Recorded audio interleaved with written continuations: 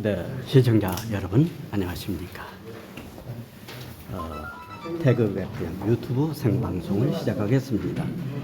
저는 오늘 2022년 11월 26일 토요일 오후 2시에 여기 지금 서대문역 6번 출구로 내려오면은 가비행 교육센터 지하에 왔습니다. 애국 청장년을 위한 자유교양 순회 특강, 북한의 대남 핵공격 대비책 시급하다. 이 내용을 여러분들에게 태극 FM 유튜브 생방송으로 직접 중계 방송해 드리겠습니다. 지금 대한민국을 사랑하시는, 그리고 대한민국을 지키겠다고 하시는 애국 국민들이 많이 와서 이런 좌석을 차지하고 있는 모습이 되겠습니다.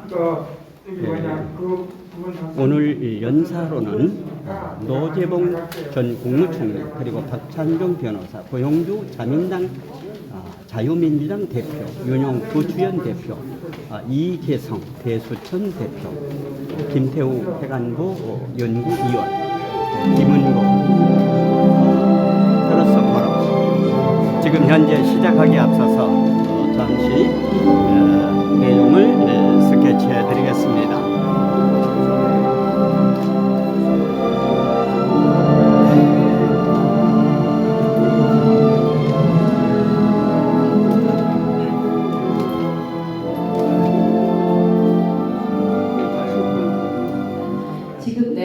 대한민국 지키는데 정말 또 큰 애국자시죠. 항상 제가 존경하는 분이신데 고영주 대표님 모십니다. 자유민주당 대표이신 고영주 대표님께서 나오셔서 오늘 대한민국 체제 전쟁의 현황과 대책에 대해서 강연을 해주실 텐데요. 큰 박수 부탁드립니다.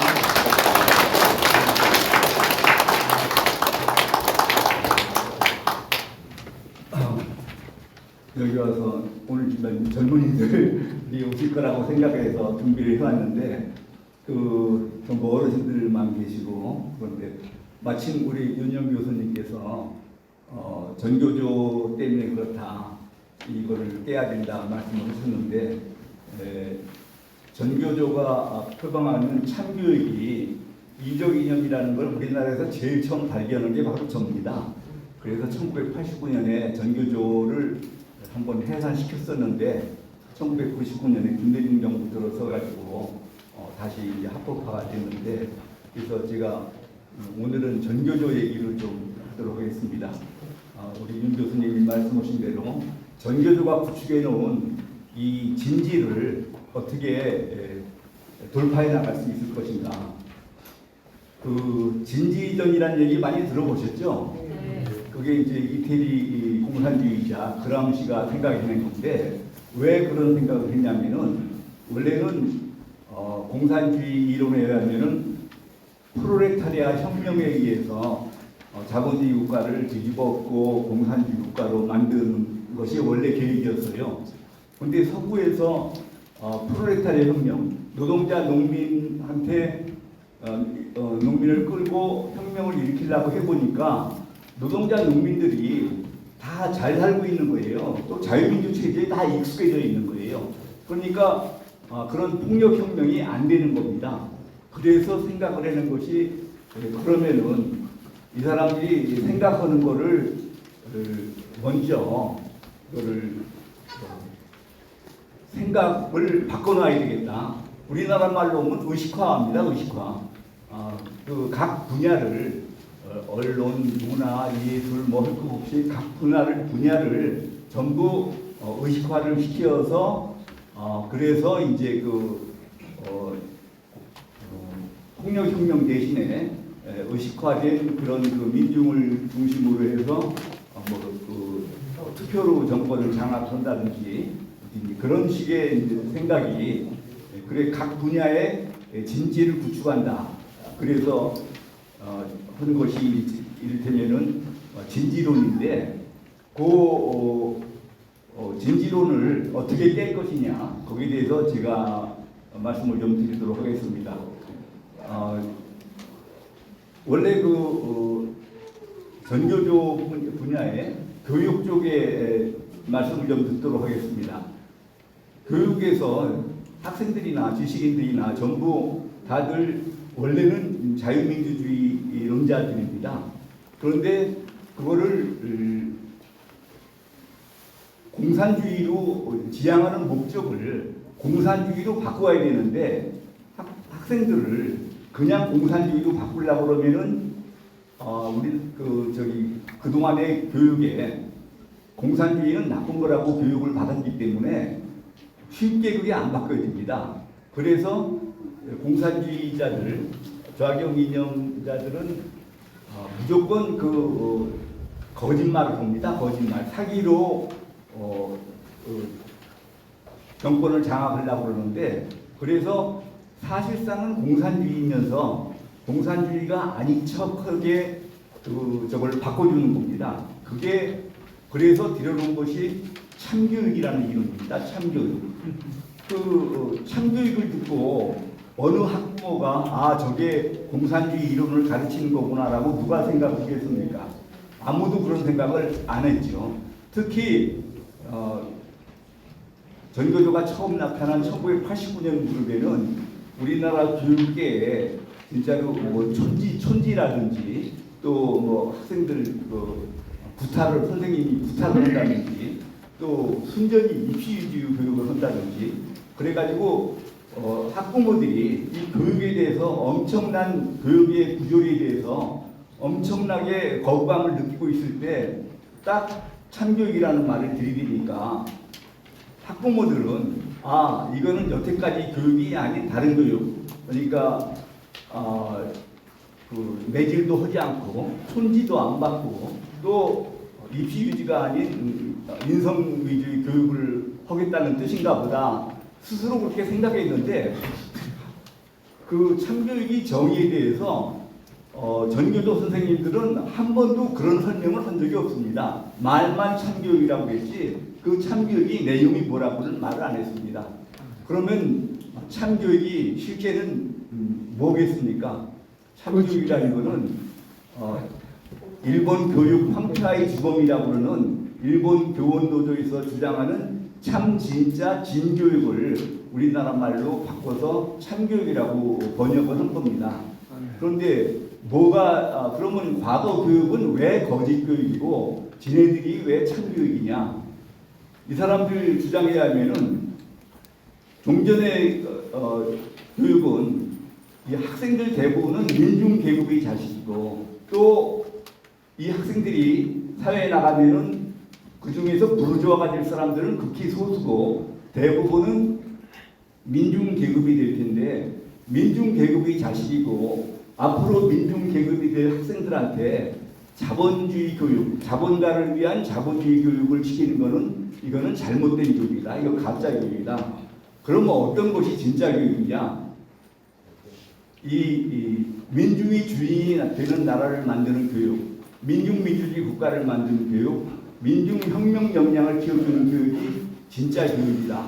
그러니까 학생들을 민중혁명 투사로 기르겠다라는 겁니다. 처음부터 목적 자체가.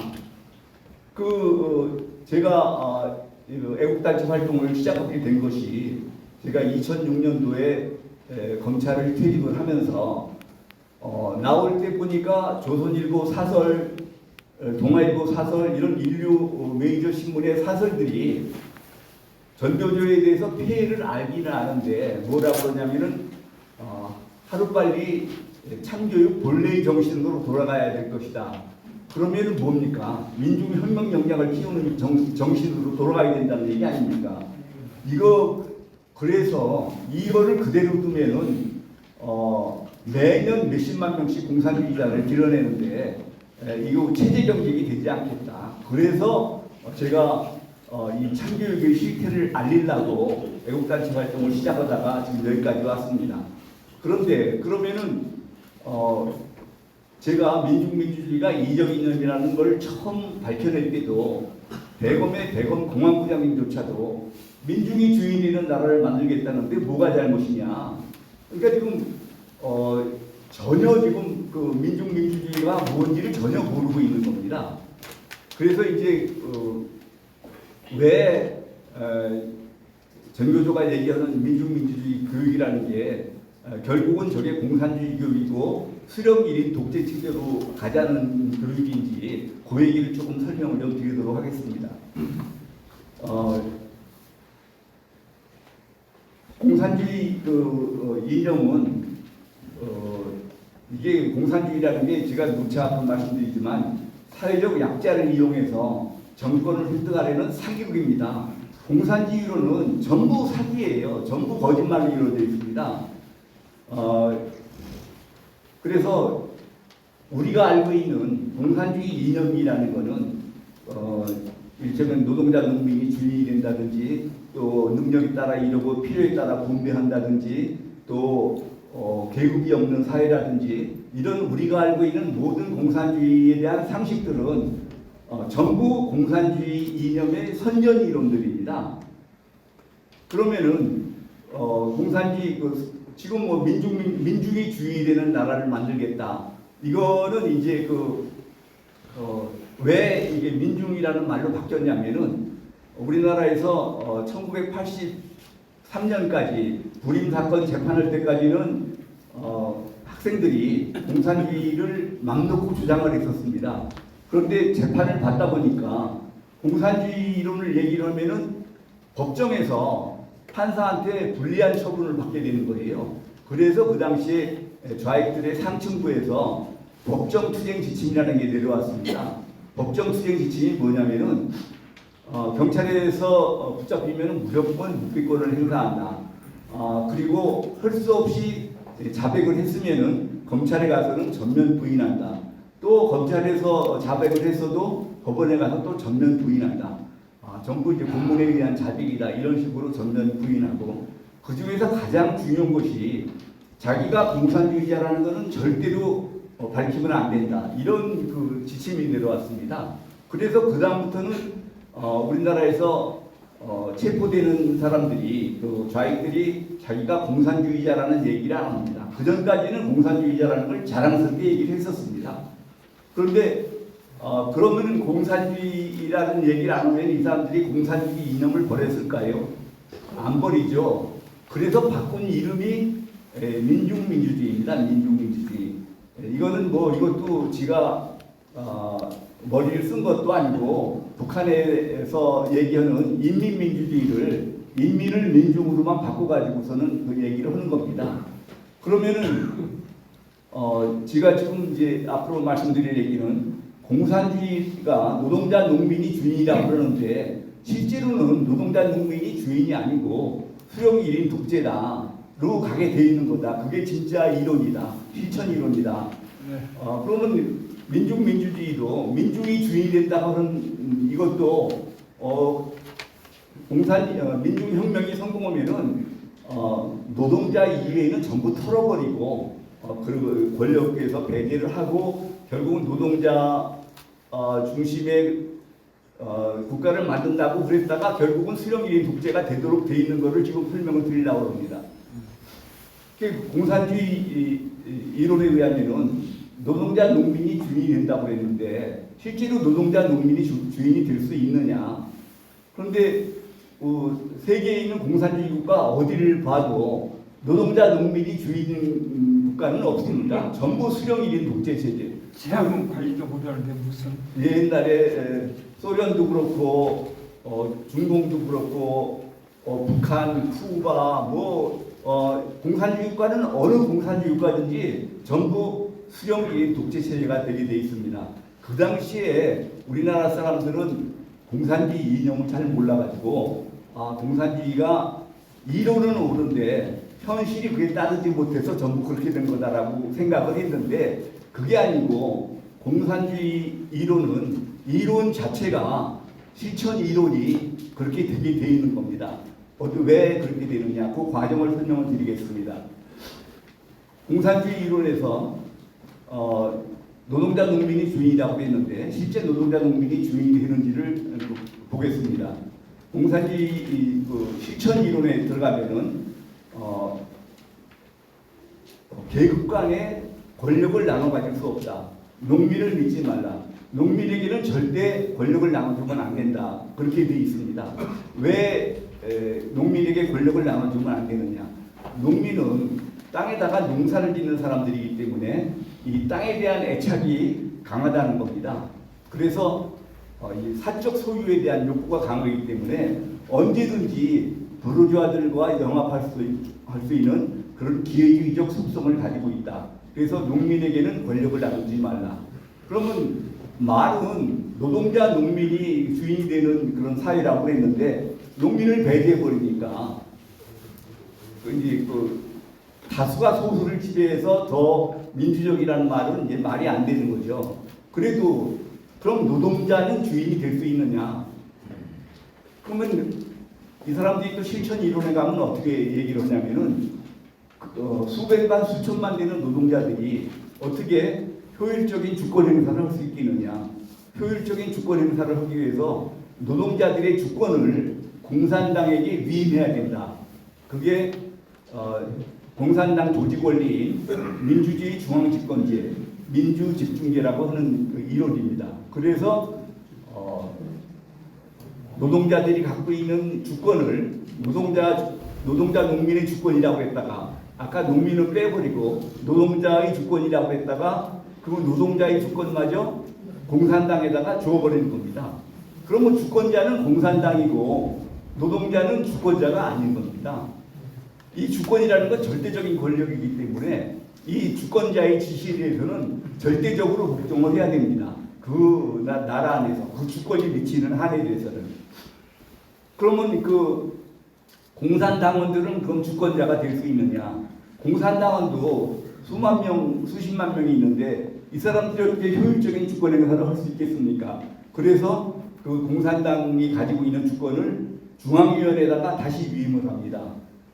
그러면 이것도 민주주의 중앙집권제, 민주집중제 이론에 의해서 그렇습니다.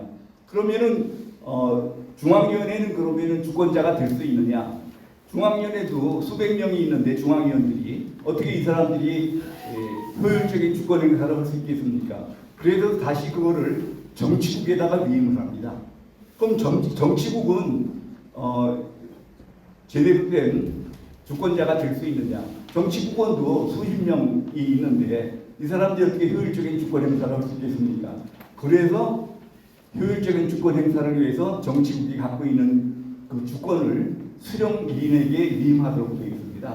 그러면 결국 공산주의 국가는 수령 1인만 주권을 가지고 아무도 주권을 가진 사람이 없습니다. 수령 1인만 주권자이기 때문에 그 수령의 그 명령에 대해서 어느 누구도 반항하거나 거부할 수가 없습니다.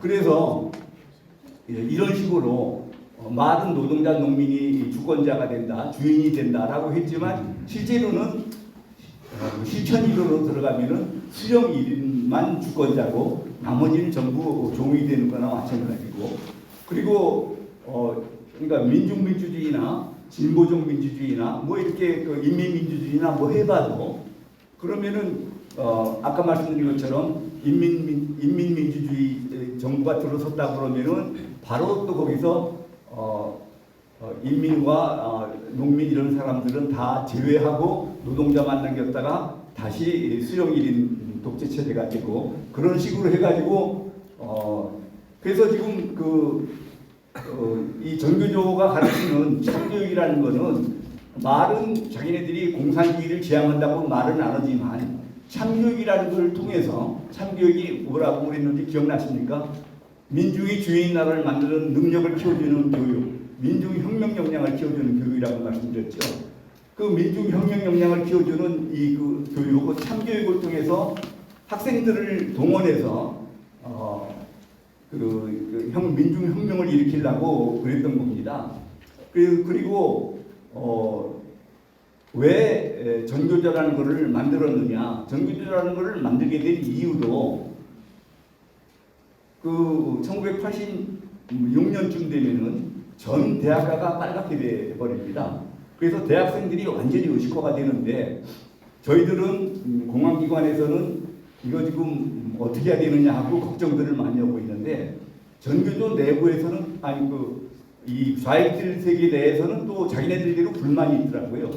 이게 무슨 불만이었냐면은 이렇게 대학생들을 전부 의식화를 시켜놨는데 왜 민중혁명이 성공이 안 되느냐.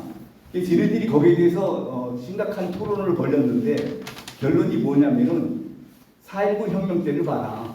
이 대학생들뿐만 아니라 초등학생, 중고등학생들까지 전부 뛰어나왔다.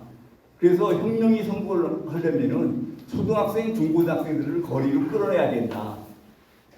그런데 그러면 어떻게 하면 초등학생, 중고등학생들을 거리로 뛰쳐나가게 할 수 있느냐? 초등학생, 중고등학생들을 의식화 교육을 시켜야 되는데 대학생들은 스스로 스터디 그룹 같은 걸 만들어 가지고 이게 전파가 되는데 초등학생, 중고등학생들은 그렇게 할 능력이 없으니까 이 선생들이 노조를 만들어서 전교조라는 걸 만들어서 학생들을 조직적으로 의식화시켜야 된다. 그래서 이제 어차피 전교조라는 걸 만드는 것이 민중혁명을 일으키기 위해서 그걸 의식화시키기 위해서 만들어졌고 그 참교육 내용도 바로 그렇게 민중혁명 역량을 키워주는 교육을 하자.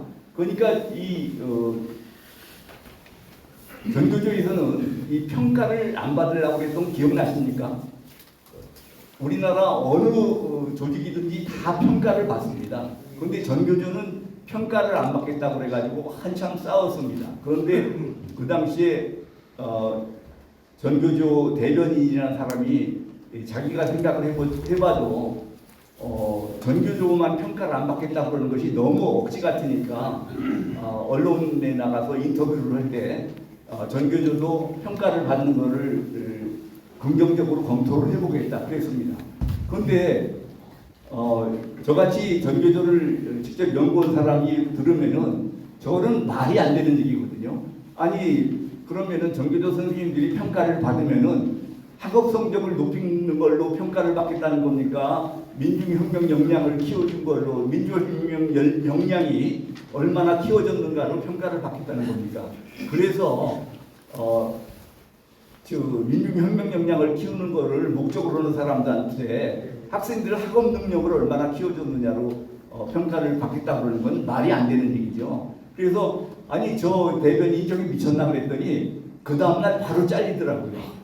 그러니까 이 전교조 중에서도 핵심 한 2,000명 정도가 이게 주동을 하고 나머지는 그냥 이런 노동조합에 신분 위탁을 하고 그러고서 그렇게 하는 거죠. 그러니까 그런데 문제는 그런 사람들이 더 위험한 게 우리가 전교조를 이적단체라고 그러고 전교조원들을 이적 이념을 가진 사람들이라고 이렇게 얘기를 하면은 이 뭣도 모르고 전교조에 들어간 사람들이 아니다. 나는 전혀 그런 이적 이념을 갖고 있지 않다. 나 공산주의자도 아니고. 그러니까 자기는 아무것도 모르고 공산주의자들한테 심부름만 하면서 그러면서 전교조가 이적단체가 아니라고 주장을 하니까 사실은 처리를 하는데 더 문제가 되는 거는 그런 이적 이념도 없으면서 전교조에 가입해 있는 사람들이 더 문제라는 거죠.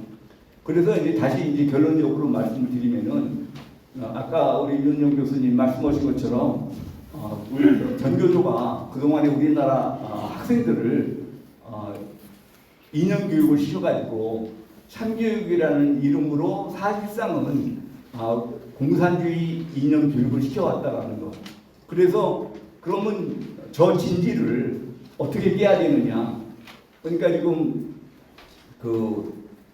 원래 자유민주주의 이념으로 뭉쳐져 있는 집단에서 그게 이제 학생들의 그게 이제 문화적 헤게모니였었는데 이 전교조 선생들에서 수년에 걸쳐가지고 이제 참교육 이념으로 문화적 헤게모니가 바뀌어버렸습니다. 그래서 이 바뀌어버린 문화적 헤게모니가 사실은 저게 말은 참교육으로 그럴듯하지만 저게 공산주의 이념 교육이다. 공산주의 만드는 능력을 키워주는 교육을 참교육이라고 그러는 거다. 그래서 그거를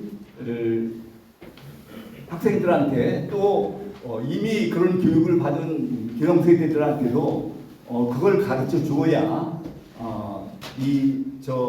교육계의 그 참교육의 진지를 깨트릴 수가 있습니다. 그리고 뭐 비슷한 얘기를 하자 그러면은 국사를 해도 우리 그동안에 이제 국사에 대해서 많이 문제가 됐는데, 그동안에 젊은 사람들은 우리나라 국사를 배우면서 대한민국은 친일파들이 세운 국가다. 무슨 그 이승만 박정희가 다 친일파다. 뭐 이런 식으로 했는데 왜 그런 교육을 시키겠습니까? 그런 교육은 우리 한반도에서 대한민국의 정통성이 없고 북한의 정통성이 없다고 주장을 하려고 그런 교육을 시키는 겁니다. 우리나라가 작년에 지금 건국일이 없어졌지 않습니까?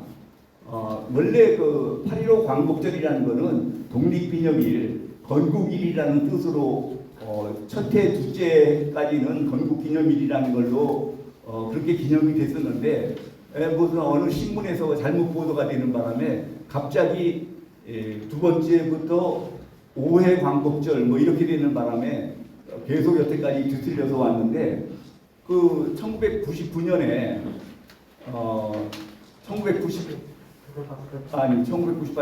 2018년에 건국 그때가 70주년인가요?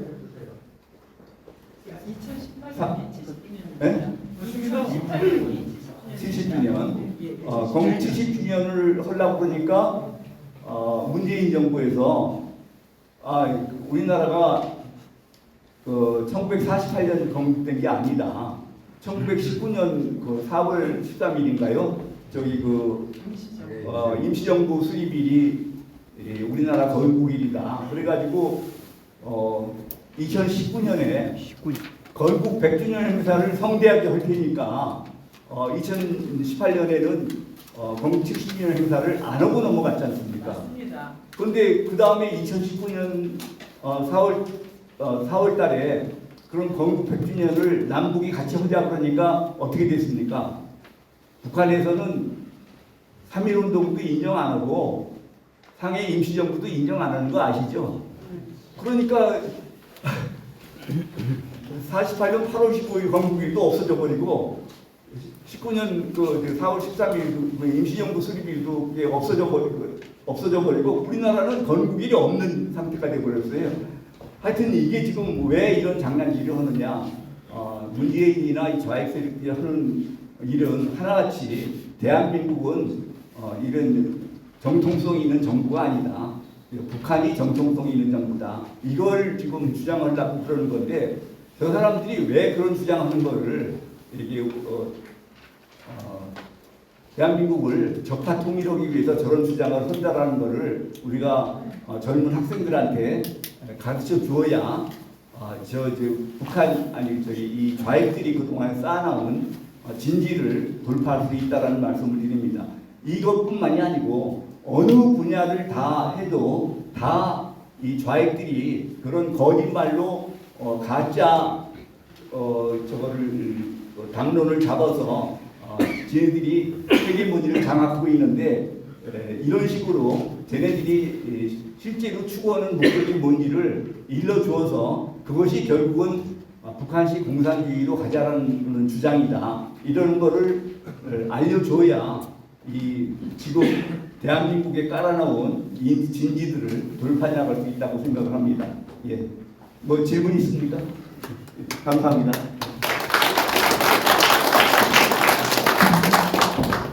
질문을 좀 해주세요. 예, 저기 뒤에 질문이 있습니다.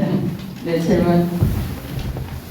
저기 그 문재인이가요, 대한민국을 부정하는 그런 그 방역 그 행동의 일환으로 아까 강의에서 말씀하셨듯이 2018년에 대한민국 건국 70주년 그를 부정하고 예산을 영원을 썼는데요. 이 그 문재인의 그 이런 그 범죄에 대해서 우리나라의 그쪽에서 그 대한민국에 대한 부정 이런 것에 대한 그 고소 사례가 있습니까? 예, 지금 저희 자유민주당에서 한번 그 광고를 낸 적이 있습니다. 대통령이 되면은 대한민국 체제를 마음대로 바꿔도 되느냐? 그건 아니거든요. 그 대한민국 체제를 바꾸려고 그러는 건 그건 반역죄거든요. 그건 내란죄고 국가보안법상 방주가 단체 구성죄예요. 그래서 사실은 처벌을 해야 됩니다. 어쨌든 그렇게 전체를 포괄해서 고발하는 데는 없어도 많은 단체들이 뭐 9.19 합의라든지 뭐 이런 걸 가지고 문재인을 여러 군데서 고발을 많이 해놓고 있는 것으로 알고 있습니다. 그런데 뭐 아무리 고발하면 뭐니까 수사를 안 하는데, 근데 도대체 이제 그런 인식이 그런 걸 알고 있는 뭐 검사라든지 수사관이 있어야 되지 않습니까? 근데 지금 뭐 사실상 몇십 년 동안 이 공안을 완전히 이렇게 완전 한대 취급을 해놔가지고 지금 공안 검사들이 그거를 아는 사람도 없고 참 문제입니다. 예. 그 지금 예, 말씀하시죠. 정부 정교조를 반대하는 조합이나 단체를 왜 학교에서는 못 만드는 건가요? 전교조를 반대하는 단체들이 몇 개 있습니다. 뭐 자유노조인가 뭐 그런 게 있고, 또 사실상 교총이 전교조에 맞서는 역할을 하는데 다들 전교조에 기가 죽어가지고 워낙 저 사람들이 극악스럽기 때문에 다들 기가 죽어가지고 활동을 제대로 못해서 그렇지 전교조에 맞서겠다고 하는 단체들은 여러 개가 있습니다.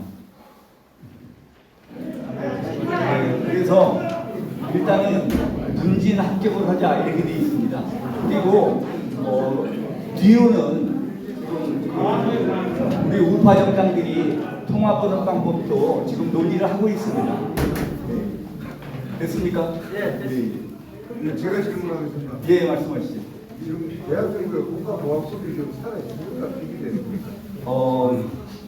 지금 국가보안법이 아직 폐지는 안 됐는데 지금 뭐 헌법재판소에서 국가보안법 2조 7조에 대해서 지금 합헌인지 여부가 지금 재판 중입니다. 그래서 요새가 굉장히 중요한 때고 국가보안법을 좀 지키느라고 애를 많이 써야 되는 시기인데요. 그것보다도 지난번에 그 문재인 정권의 행태를 보셨지 않습니까? 검수완박하는 거 보셨죠? 지네들 수사 못하게 하느라고 법을 없애든지 법을 안 없애면은 수사기관을 없애버리든지 지금 국가정보원에서 대공수사권을 아직은 안 뺏었지만 2024년 1월부터는 수사권이 없어지지 않습니까? 그리고 지금 뭐 옛날 기무사도 지금 없애버렸죠. 지금 경찰 보안국은 이따가 저기 뭐 유동열 연구관이 더 자세하게 말씀드릴 수 있겠지만 지금 엄청난 짐을 지어지고도 인원은 더 줄이고 기구도 축소하고 그래서 사실상 수사를 할 수 없게 지금 만들어 놓고 있습니다.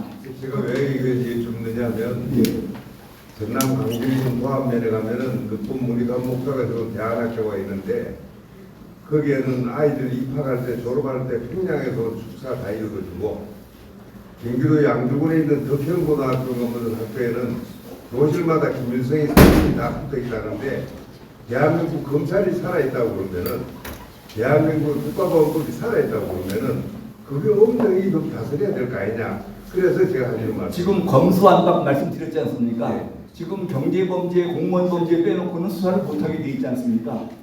지금 뭐 늑봉학교 이런 데서 아무리 좌익 인형을 가르쳐도 검찰은 거기 수사권이 없습니다. 예, 감사합니다. 오늘 여기 장소가 시간이 제한되어 있어서 의장님 말씀 이 정도로 하시고 다음 순서 한번 보겠습니다.